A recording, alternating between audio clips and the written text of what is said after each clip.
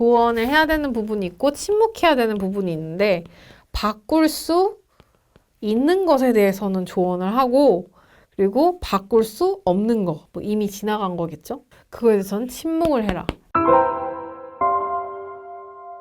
15번째 책 소개를 시작하겠습니다. 저는 신사챕터스 새로운 챕터를 열 모임의 모임장 시아입니다.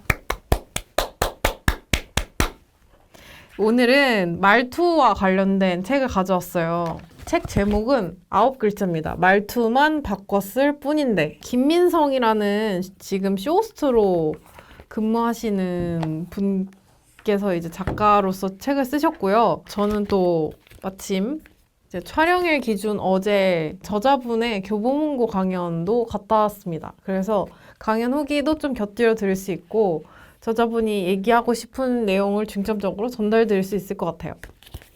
먼저 강연 후기를 말씀을 드리면 교보문고 구독자분들 혹시 보고 계시면 제 채널도 구독해 주시면 살아있는 컨텐츠를 전달드리도록 할 테니까 구독해 주세요.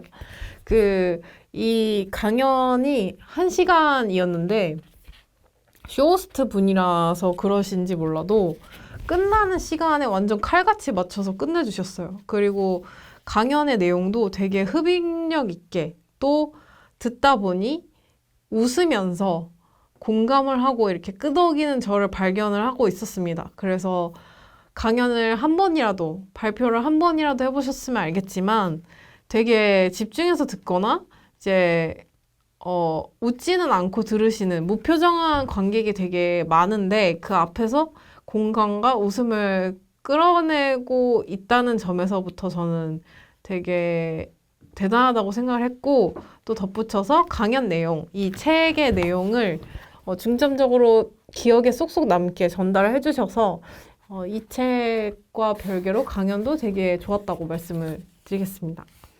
물론 이 책 가지고 한 얘기지만요. 그래서 첫 번째로 전달하고 싶은 거는 아마 그 내용을 선택하신 이유도 그거일 것 같아요.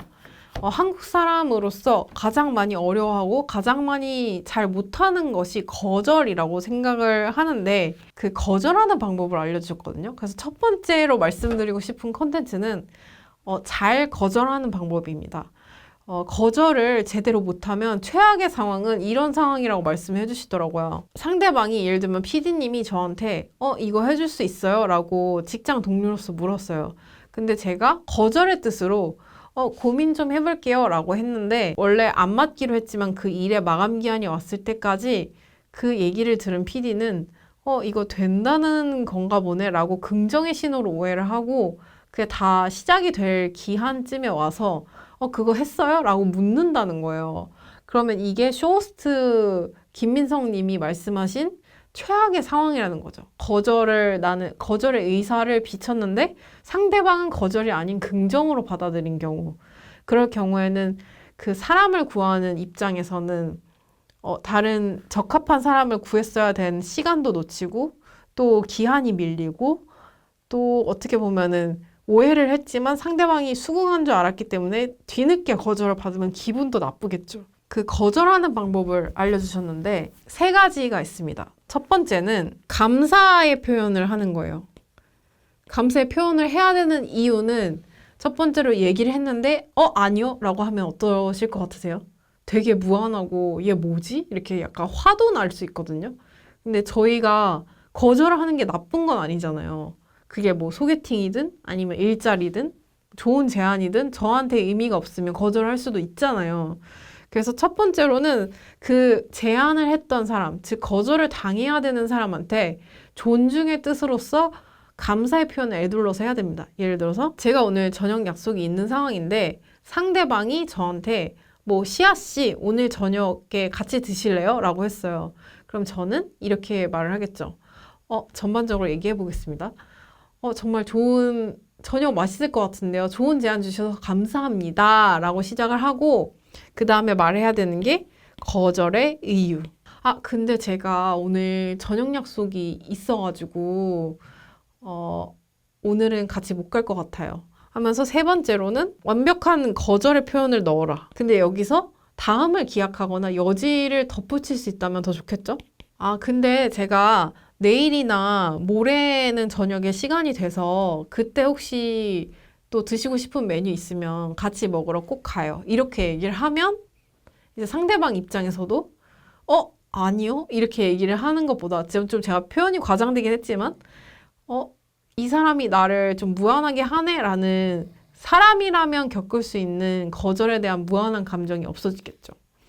그래서 이렇게 거절을 잘 못하는 눈치를 보는 민족으로서 거절을 어떻게 현명하게 할지를 처음 얘기해 주셨는데 이거랑 이제 뒤에 나온 내용을 엮어보니까 정말 공감이 가는 게 제가 좀 종종 상담을 하고 싶고 그런 언니가 있었거든요. 제가 원래 감정을 좀 그 악마와 함께 춤을이라는 책에서처럼 감정을 그대로 수용하는 게 아니라 좀 길들였던 그리고 길들이는 시기가 좀 많았던 사람이라서 제가 힘든 얘기를 누구한테 하지도 않고 상담을 요청하기보다 저 혼자 풀어나가야지라는 그런 기조를 가지고 있는 사람인데 근데 여하튼 얘기하고 싶어 하는 언니가 있었는데 그 언니가 놀랍게도 이렇게 거절을 하는 말투를 쓰는 거의 유일한 사람이었던 거죠. 유일은 아니어도 그래도 항상 거절을 당해도 기분 좋게 내가 어떤 제안을 다음에도 계속 하고 싶게끔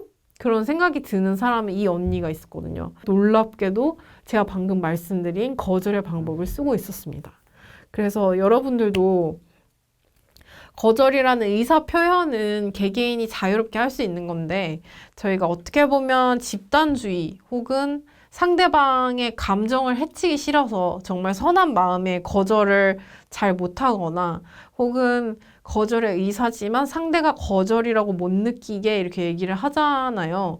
그러면은 이렇게 명확하게 또 기분 좋게 거절할 수 있는 방법을 한번 해보시면서 나도 지키고 또 남도 기분 좋게 물러서게 할 수 있는 그런 상황을 한번 만들어 보시면 좋을 것 같습니다. 한번 해보시고 좋았습니다. 아니면 좀 이상했던 것 같아요. 이렇게 댓글 남겨주시면 감사하겠습니다. 그래서 첫 번째 콘텐츠는 저희가 거절과 상대방의 감정을 좀 많이 배려하다 보니까 자신을 오히려 보호하지 못하는 그런 상황에서 어떻게 기분 좋게 거절할 수 있는가를 말씀드렸습니다.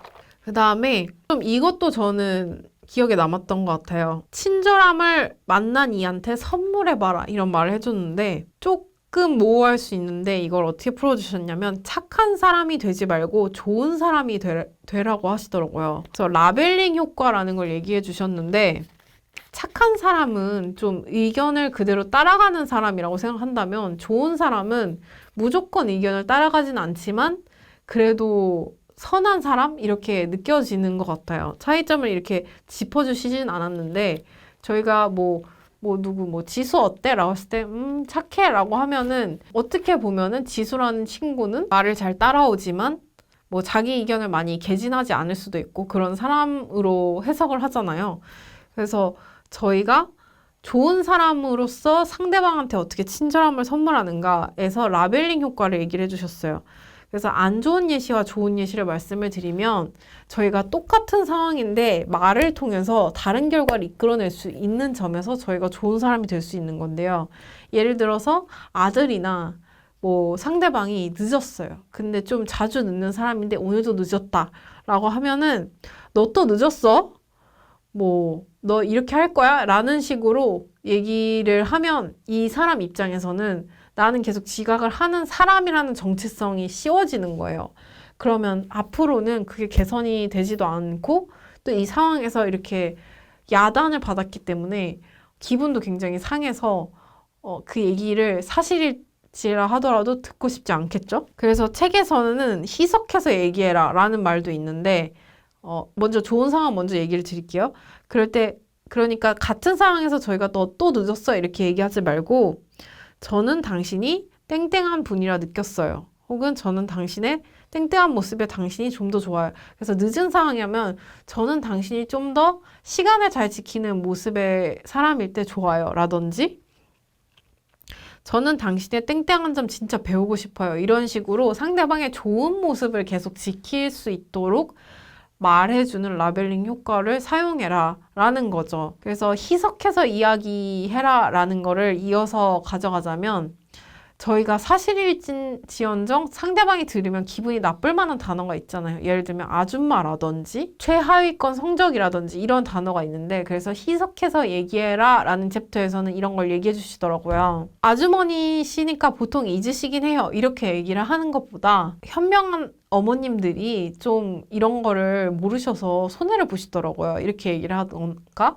아니면은 이제 하위권 성적을 가지고 있는 부모님한테 최하위권 성적한테는 이게 좋습니다. 이렇게 얘기를 하는 것보다 가능성이 무궁무진한 아이들에게는 이게 참 좋은 아이템입니다. 이런 식으로 좀 좋은 면을 부각해서 얘기를 해주는 거죠. 그래서 저희가 참 많이 싸우는 것 중에 화가 당연히 날 수도 있고 하지만 이 상황과 그 사람을 좋은 쪽으로 이끌어 가려면, 잘 마무리를 하려면 그 사실을 있는 대로 지적하기보다는 내가 원하는 모습으로 해주면 더 좋겠다라는 식으로 그 사람이 어떻게 보면 평판을 지킬 수 있는 그런 말을 건네는 게 좋다고 합니다. 그래서 좀 많이 얘기하게 됐네요. 그래서 착한 사람이 되지 말고 좋은 사람이 되라는 뜻에서 라벨링 효과를 말씀을 드렸고요. 또 이게 되게 기억에 남았어요. 상대방이 원하지 않는 이야기를 하는 거는 상대방 입장에서는 소음이다. 요게 이제 세 번째로 말씀을 드리고 싶은데 뭐 예를 들면 가장 쉬운 상황은 이거겠죠. 저희가 명절 때 부모님이나 친척을 보러 가는 자리를 피하게 되는 게 가면 뭐 예를 들면 취업했냐, 학생일 때는 성적 어떠냐, 공부 잘하고 있냐, 뭐 결혼 정년기나 취업을 한 청년한테는 결혼 언제 하냐, 결혼할 거냐, 이렇게 저희는 막상 관심이 없는데 그분들께서는 관심이라고 해주시는 말들이 있잖아요. 그러면 저희는 듣기 싫잖아요. 듣기 싫어서 안 가는 거잖아요. 그래서 여기서 나오는 게 상대방이 원하는 이야기냐, 상대방의 니즈가 반영됐냐에 따라서 반영이 되지 않은 이야기를 하는 것은 노이즈다 라고 얘기를 해주시더라고요. 그러면 상대가 뭘 원하는지 어떻게 아느냐 라고 말해주신 방법이 상대방의 SNS를 가서 상대는 무엇을 자랑하고 싶고 무엇을 주로 관심을 가지고 있는지 파악을 한다는 거죠. 그래서 제 기억으로는 뭐 상대방이 골프를 치는 그런 그 피드가 SNS에 많이 있어요. 그러면 저희는 골프와 관련돼서 뭐 샷이 어떻냐 아니면은 채 뭐가 좋냐 이런 식으로 상대방의 관심사를 툭 건드려서 그 사람이 더 이제 말을 많이 할 수 있고 그 친밀도 형성을 통해서 얘기를 수월하게 나가는 게 좋은 전략이겠죠. 그래서 그런 걸 얘기해 주셨고 그리고 가장 인상 깊었던 거는 우리나라의 프랑스 유통회사인 까르푸가 들어왔다가 망해서 나간 적이 있어요. 근데 그 이유가 한국에서는 권유라든지 칭찬, 인정 이런 것들이 정말 중요하기 때문에 뭐 소고기 정육점을 지나면 저희 어머님 오늘 소고기가 너무 좋아요. 한번 해가지고 명절 때 해주시면 애들이 너무 좋아할 거예요. 이런 식의 권유라던가 이 세트를 고르시니까 진짜 센스 만점이시네. 사랑받으시겠네. 이런 식의 인정의 말 있잖아요. 그런 것이 없는 브랜드다 보니까 없는 유통사라서 망했다라고 얘기를 해주시더라고요. 그래서 한국 사람들은 인정에 목말라 있기 때문에 그래서 인정만 해줘도 엄청 큰 보상을 받을 수 있다. 이게 예를 들자면 저나 거기 계신 분이 빵 터졌던 게 어느 아는 남자분이 이제 술을 먹으러 같이 만났나 그랬는데 이렇게 책상 위에 차키를 이렇게 올려놓더래요. 근데 그게 마세라티였다는 거예요. 그래서 그분이 이거 마세라티야? 이제 형이라 부를게. 이렇게 세 마디를 했는데 이분이 그때부터 신나가지고 막 마세라티 기종을 막 자랑하고 막 그래서 그날 결과적으로 술값이랑 대리비까지 다 받았다는 거예요. 그 세 마디로. 그래서 다 빵 터지셨는데 어느 정도까지 들어줬냐면 그 차 앞에까지 가서 이 차의 스펙과 그런 걸 얘기해 주는 거를 서서 들었다고 합니다. 그래서 그만큼이나 인정에 목말라 있는 한국 사람들이다 보니까 말에 있어서 상대방을 인정해 주고 어떻게 보면 치켜 세워주는 것만으로도 저희는 상대방에게 되게 좋은 인상을 받을 수 있다. 그런 거를 얘기해 주셨습니다. 그리고 그 충조 평판을 하지 말라고 하잖아요. 충고, 조언, 평가, 판단 이런 걸 하지 말라고 하는데 그래도 저희가 상대방의 잘못됐다고 생각되는 행동이나 이랬으면 좋겠는 부분을 고치고 싶을 때가 당연히 있잖아요. 예를 들면 약속 시간을 엄청 늦는다던가 그러면은 이분이 조언을 해주신 게 과거형으로 얘기하지 말고 미래형으로 얘기를 해라. 그래서 왜 이렇게 했어? 너 이렇게 했었잖아. 라는 식으로 얘기를 단적으로 하기보다는 다음에는 이렇게 해줬으면 좋겠어. 앞으로는 이렇게 해줬으면 좋겠어. 라고 얘기를 하는 게 더 좋다고 하더라고요. 그래서 이 부분에서 이제 꼭 강조를 드리고 싶었던 거는 조언을 해야 되는 부분이 있고 침묵해야 되는 부분이 있는데 바꿀 수 있는 것에 대해서는 조언을 하고 그리고 바꿀 수 없는 거 뭐 이미 지나간 거겠죠? 그거에 대해서는 침묵을 해라 이렇게 얘기를 해주시더라고요. 그래서 조언의 분야는 어떻게 된다? 바꿀 수 없는 것에 대해서는 조언을 하지 말고 바꿀 수 있는 것에 대해서는 조언을 해라. 그럼 조언을 할 때 말투는 과거형이어야 된다? 미래형이어야 된다? 과거형이 아니라 미래형으로 앞으로는 이렇게 해줬으면 좋겠어. 다음에는 이렇게 해줬으면 더 좋을 것 같아 라고 얘기를 한다는 거죠. 저는 먼저 떠오르는 게 이 미래형 조언 있잖아요.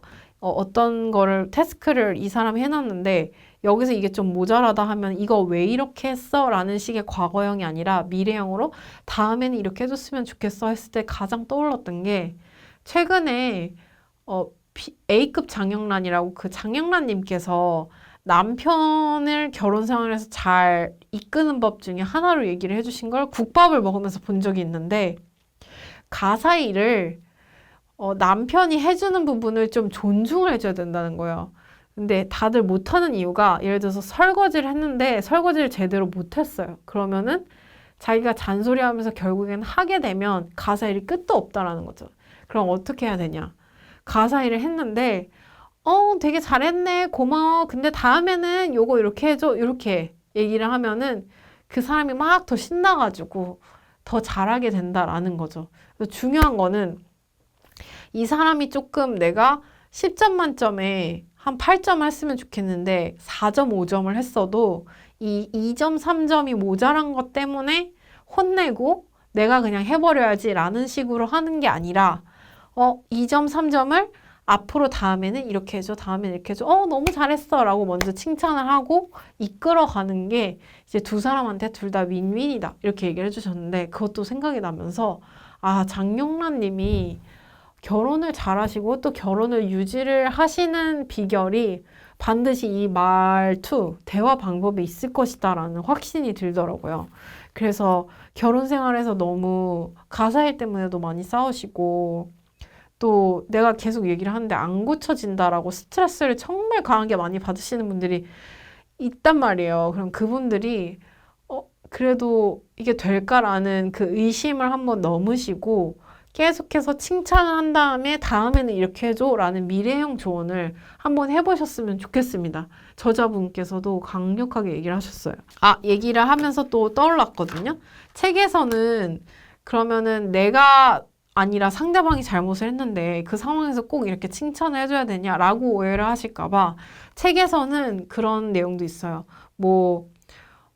심한 말을 했어요, 상대방이. 그러면은 칭찬을 할 필요는 없어요. 근데 어떻게 얘기를 하냐면 솔직한 감정을 얘기하면서 다음에 그렇게 하지 말아달라고 얘기를 하는 거죠. 살이 찐 거에 되게 민감한 사람인데 너 살쪘다 라거나 이렇게 얘기를 했어요. 근데 그게 나한테 상처였어요.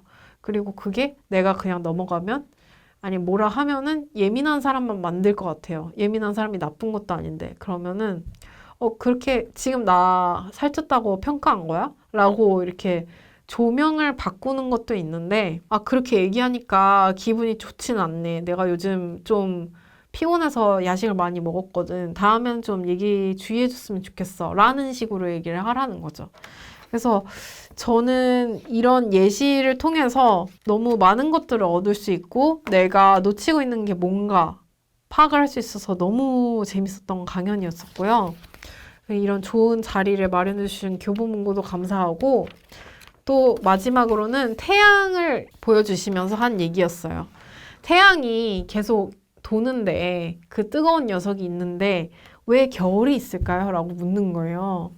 그래서 그 이유는 우리가 말하는 거를 상대방이 느끼지 못하면은 마치 그 태양이 아무리 뜨거워도 닿지 않을 때 겨울이 오는 것처럼 상대방은 느낄 수 없다라고 얘기를 해주시는데 그게 너무 찰떡인 거예요.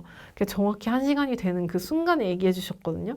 그래서 중요한 거는 팩트가 아니라 뭐 조언을 한다라는 그 나의 좋은 동기가 아니라 상대방이 그 마음을 느낄 수 있고 상대방의 기분이 좋아야지 수용할 수 있다라는 거. 그거를 꼭꼭 기억을 해주시고 한번 적용을 해보시면 좋을 것 같습니다. 그리고 마지막으로 그거를 한번 꼭 일상생활에서 해보시고 어떠셨는지 댓글로 남겨주세요. 저도 쉽지는 않은데 해보니까 저도 나쁜 사람이 안 되는 기분이 들고 또 더 좋은 사람이 될 수 있을 것 같아서 강력하게 추천을 드리고 싶습니다. 그러면 오늘은 이 정도까지 얘기를 하고요. 그 밀리에서 만나서 아주 좋은 인상을 남겼던 김민성 저자님의 말투만 바꿨을 뿐인데 한번 읽어보시고 적용해보시고 어떠셨는지 댓글로 남겨주시면 감사하겠습니다. 그럼 저는 다음 책 속에서 만나 뵐 테니까요. 유익하셨으면 좋아요, 구독 부탁드리겠습니다. 안녕.